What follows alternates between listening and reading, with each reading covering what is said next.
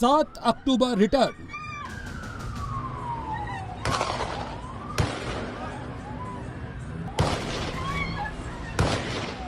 वैसी ही भगदड़,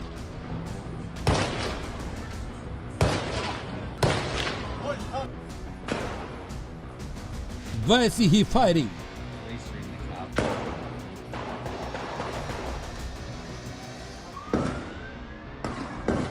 वैसी ही दहशत,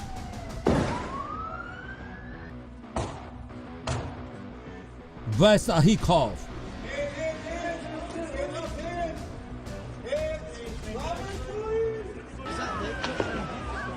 वैसा ही टारगेट,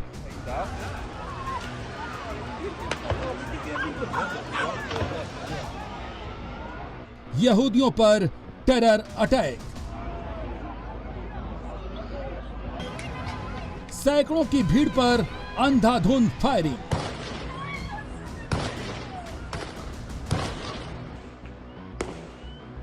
वक्त शाम के 6:45।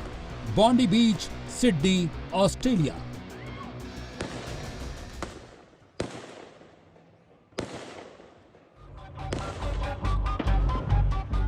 बॉन्डी बीच पर यहूदी समुदाय के 2000 से ज्यादा लोग यहूदी फेस्टिवल हनुक्का मनाने को इकट्ठा हुए थे। ऑस्ट्रेलियन यहूदी कम्युनिटी की तरफ से हनुक्का बाय द सी कार्यक्रम का आयोजन किया गया था। यहूदी समुदाय के करीब 2000 लोग हनुक्का पर पहला दिया जलाने के लिए बॉन्डी बीच पर जमा हुए थे।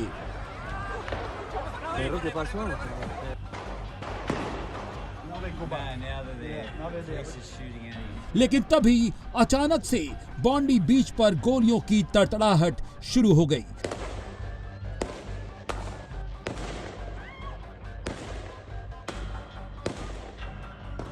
दो आतंकी यहूदी कम्युनिटी के लोगों पर ताबड़तोड़ फायरिंग करने लगे।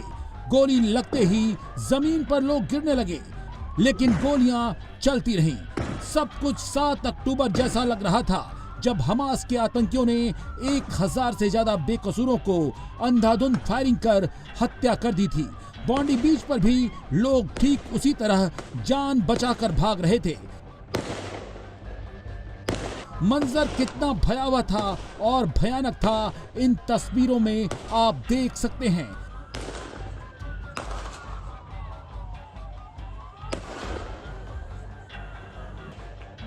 काले कपड़े पहने 2 आतंकी दिख रहे हैं, जो सड़क पर खड़े होकर अंधाधुंध फायरिंग कर रहे हैं। ये आतंकी गोलियां चला रहे हैं, लोग जान बचाते नजर आ रहे हैं।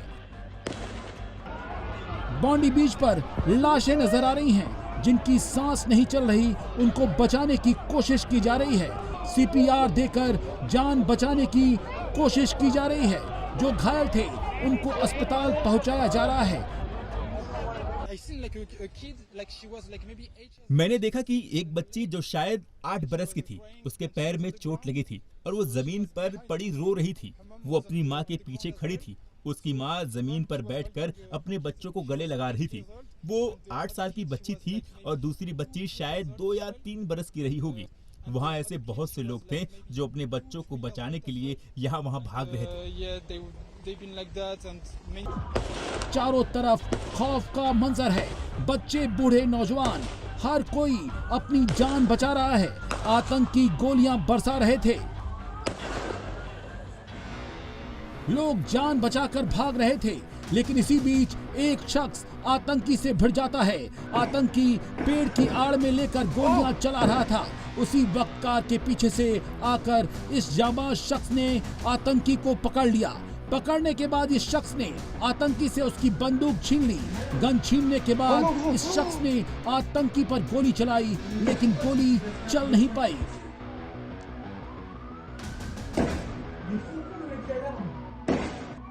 फिर वहां से आतंकी भागने लगा। भागता हुआ वो ब्रिज पर पहुंचा, जहां उसका दूसरा साथी भी फायरिंग कर रहा था।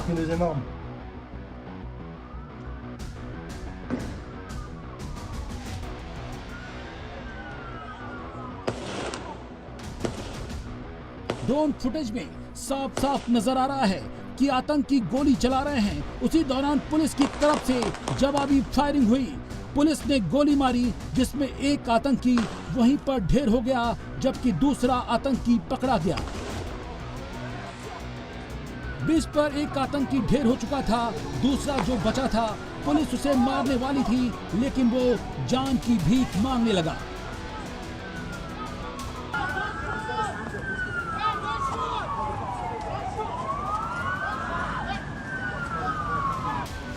इस बीच ब्रिज के दूसरे रास्ते से कुछ लोग वहां पहुंच गए। उसको पहले पैर से मारकर गिराया, तब तक पुलिस ने उसे अपने शिकंजे में ले लिया।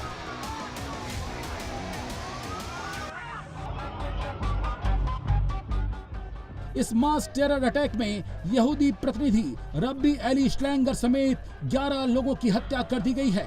एक टेररिस्ट भी मुठभेड़ में मारा गया, जबकि 29 लोगों को गोली लगी है, जो जिंदगी और मौत के बीच में झूल रहे हैं। दुनिया में इस वक्त यहूदियों के खिलाफ भयंकर नफरत का माहौल है और हमने आज यहाँ इसी का एक स्वरूप देखा। और बदकिस्मती से जब हम ऐसी घटनाओं को रोकते नहीं, होने देते हैं, तो फिर उसका अंजाम वही होता है जो हमारे सामने है। यहूदियों पर गोलीबारी करने वाले 2 हमलावरों में से एक की पहचान का दावा किया जा रहा है। एक आतंकी की पहचान नवीद अकरम के तौर पर हुई है। नवीद के पास से पुलिस ने उसका ड्राइविंग लाइसेंस बरामद किया है। नवीद की उम्र 24 साल की है, जिसे पाकिस्तानी होने का शक जताया जा रहा है। फायरिंग करने वाले आतंकी की तस्वीर भी सामने आई है, जिसके कमर में फुल मैगजीन से लोड एक बेल्ट लगी हुई थी, जिससे एक बात तो साफ है कि आतंकी सैकड़ों लोगों को मारना चाहते थे। जिस राइफल से इन लोगों ने बेकसूरों को निशाना बनाया, वो राइफल भी बरामद कर ली गई है। इस घटना ने पूरी दुनिया को हिला दिया है, खास तौर से ऑस्ट्रेलिया और इजराइल को। जिस वक्त बॉन्डी बीच पर हमला हुआ, उस वक्त वहां पर इंग्लैंड के पूर्व क्रिकेटर माइकल वॉन भी मौजूद थे। उन्होंने एक्स पर अपनी पोस्ट में लिखा है, किसी तरह रेस्तरां में छिपकर उन्होंने अपनी जान बचाई। हमास के हमले में घायल एक शख्स ऐसा भी मिला, जो 7 अक्टूबर 2023 को इजराइल में हुए हमास के हमले में भी बच गया था। वो भी अपने परिवार के साथ हनुक्का फेस्टिवल में शामिल होने इजराइल से ऑस्ट्रेलिया आया था। हमले के तुरंत बाद ऑस्ट्रेलिया की सिक्योरिटी फोर्स ने मोर्चा संभाल लिया है। पुलिस ने पूरे इलाके को सील कर दिया है। लोगों से घरों में रहने की अपील की गई है। हेलीकॉप्टर और एम्बुलेंस तैनात कर दिए गए हैं। पुलिस को तलाशी के दौरान बॉन्डी बीच के करीब कैम्पबेल परेड से एक कार में कई बम बरामद हुए हैं। बम स्क्वाड की टीम मौके पर मौजूद है। पुलिस के मुताबिक बरामद की गई कार मारे गए आतंकियों की हो सकती है। एहतियात के तौर पर इलाके में एक्सक्लूजन जोन लागू कर दिया गया है। पूरे ऑस्ट्रेलिया में आतंकी हमलों का अलर्ट जारी किया गया है।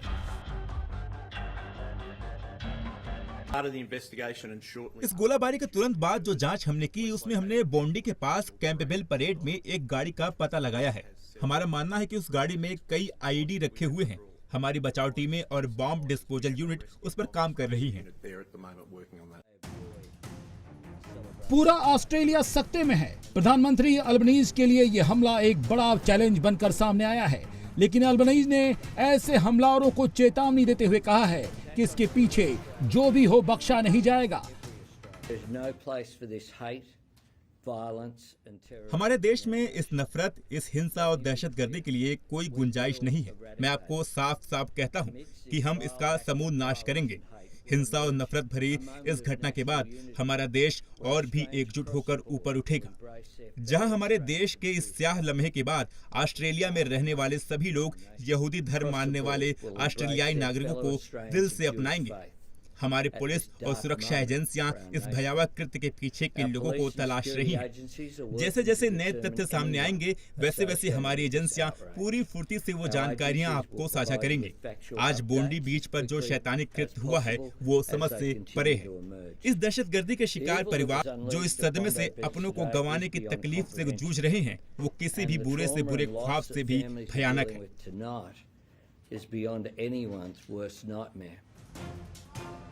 बताया जा रहा है कि इन आतंकियों ने करीब 50 राउंड गोलियां चलाई और इनका टारगेट सिर्फ और सिर्फ यहूदी थे। जब बॉन्डी बीच पर मास फायरिंग आतंकी कर रहे थे, उस दौरान बीच के पास कैफे में बैठे लोग गोलियों की आवाज सुनकर जान बचाते नजर आए। We know that there were many people there to celebrate a happy occasion, the celebration of Hanukkah, and there was well over 1,000 people there when this took place.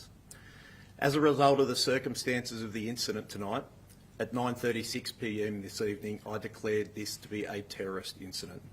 I have also authorised special powers under Section 5 and Section 6 to ensure that if there is a third offender, and we are currently investigating that at the moment, we will make sure that we prevent any further activity. इस घटना के बाद Israel का गुस्सा भड़क गया है। Israel के राष्ट्रपति इसाक हर्जोग ने गोलीबारी की कड़ी निंदा की है। इसे यहूदियों पर एक क्रूर हमला करार दिया है। उन्होंने ऑस्ट्रेलिया से यहूदी विरोधियों के खिलाफ लड़ाई तेज करने की अपील की है, क्योंकि शक जताया जा रहा है कि इस हमले के पीछे हमास का हाथ हो सकता है। क्योंकि बॉन्डी बीच पर हुए हमले को इजराइल के आज के एक्शन से भी जोड़ा जा रहा है। इजराइल ने आज ही हमास की मिलिट्री विंग के हथियार बनाने वाले मुख्यालय को निशाना बनाया। इजराइल ने दावा किया है कि इस हमले में हमास का शीर्ष कमांडर रात साथ मारा गया। सवाल है कि क्या बॉन्डी बीच पर हमला इजराइल के हमले के जवाब में दिया गया? लेकिन उससे भी बड़ा सवाल है कि ऑस्ट्रेलिया अब क्या करेगा। फिलहाल इस हमले के बाद प्रधानमंत्री मोदी ने भी कड़ी निंदा करते हुए आतंक के खिलाफ जंग में ऑस्ट्रेलिया के साथ खड़े रहने का भरोसा दिया है। ऑस्ट्रेलिया के लिए चुनौती क्यों है? क्योंकि बॉन्डी बीच का ये हमला ऑस्ट्रेलिया के 30 सालों के इतिहास की सबसे बड़ी मास शूटिंग है। इससे पहले मास शूटिंग की घटना 28 अप्रैल 1996 को हुई थी, जिसे पोर्ट आर्थर नरसंहार के नाम से जाना जाता है। इस घटना में मार्टिन ब्रांट नाम के एक व्यक्ति ने तस्मानिया के पोर्ट आर्थर में 35 लोगों की हत्या कर दी थी और 23 को घायल कर दिया था। इसके बाद देश में सख्त गन कंट्रोल कानून लागू हो गया और अब एक बार फिर 14 दिसंबर को ऑस्ट्रेलिया में हमला हुआ है। ऑस्ट्रेलिया के लिए यह हमला एक बड़ी चुनौती बन गया है, क्योंकि ऑस्ट्रेलिया ने फिलिस्तीन को सबसे पहले मान्यता दी थी। अब इजराइल कह रहा है कि यह हमला इसी डिसीजन का परिणाम है। अब सवाल है कि ऑस्ट्रेलिया का एक्शन क्या होने वाला है।